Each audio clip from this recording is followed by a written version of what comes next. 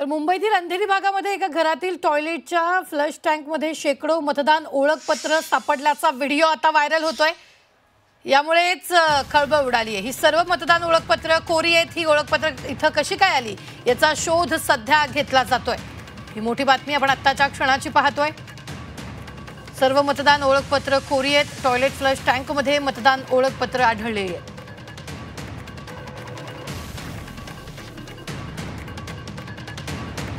या संदर्भात ताजे अपडेट देत आहेत आपले प्रतिनिधी मनोज कुलकर्णी। मनोज, नेमकं काय सापडलंय?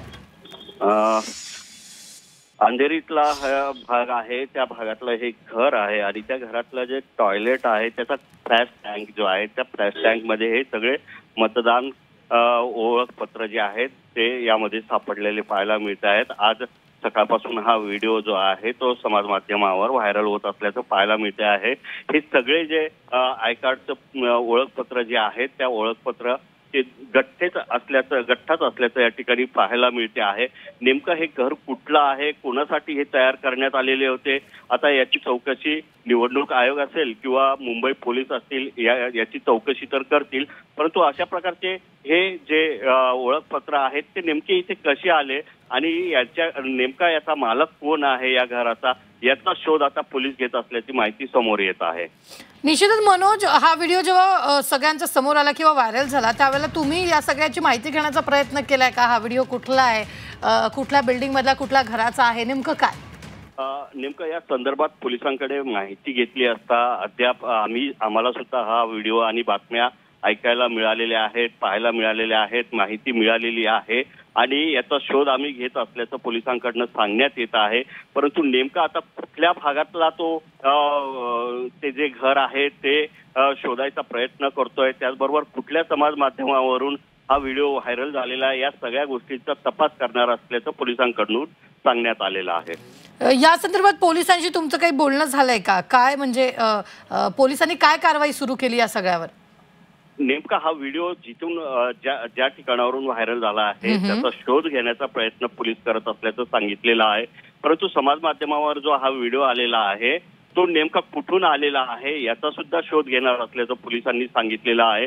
परंतु या सगळ्या व्हिडिओमध्ये जे घर आहे किंवा ज्या घराची इमारत असेल किंवा आणखी काय असेल त्या सगळ्या गोष्टी अजून समोर आलेल्या नाही आहे, परंतु तपास सुरू असल्याचं पोलिसांकडनं सांगण्यात येत आहे।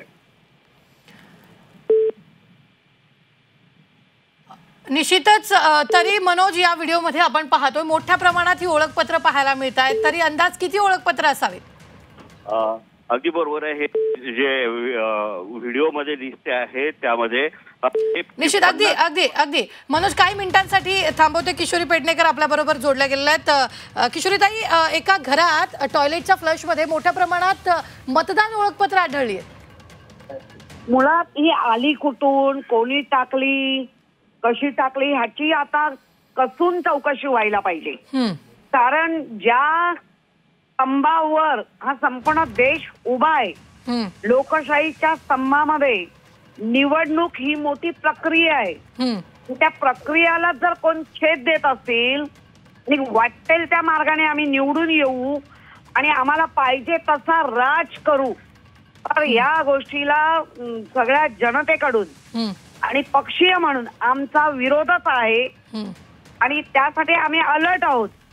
याचा अर्थ आज आपण जर बघत असो हे असं जर मिळालं असेल, नेमकं केलंय कोणी याची कसून चौकशी झाली पाहिजे आणि त्याला शिक्षाही झाली पाहिजे। निश्चितच किशोरीताई, तुम्ही स्वतः याचा पाठपुरावा करणार आहे की तुमची भूमिका काय असणार? कारण व्हिडिओ व्हायरल झालेला आहे, पोलिसांकडून अजून काही माहिती मिळालेली नाहीये। तुम्ही आम्हाला सांगितलंय, आम्ही स्वतः त्या जागेवर येतो, हे सगळं सील करून घेतलं पाहिजे कारण अंधेरीत आहे।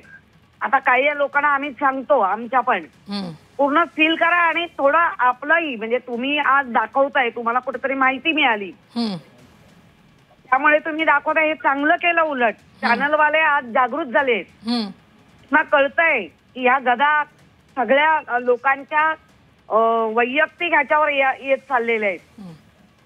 त्यामुळे या गोष्टीला आम्ही नक्की पाठपुरावा करणार। धन्यवाद किशोरीताई, अगदी अगदी धन्यवाद किशोरीताई बातचीत केल्याबद्दल।